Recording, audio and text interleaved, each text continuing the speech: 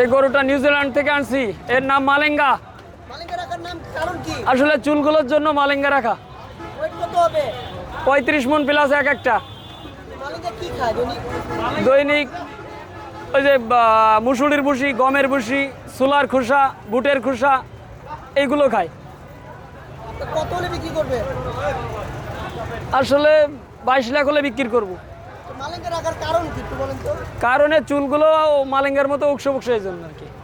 মালিঙ্গার মতো দেখতে চুল। জি জি। ওয়েট কত হবে?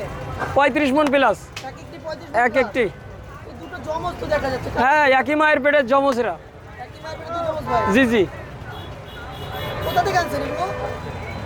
আনছি তো নিউজিল্যান্ড থেকে।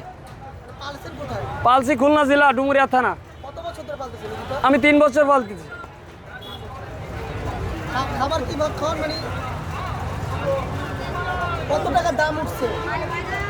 ওইটা তো এখন আসলে লিক করা যায় না বিক্রি আগ পর্যন্ত। মানে কত উঠছে আপনার চাহিদা কত বা কত টাকা দাম উঠছে? লাস্ট চাহিদা কত?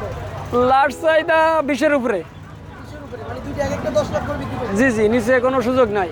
হয়ে যাবে, কাছাকাছি হয়ে গেছে।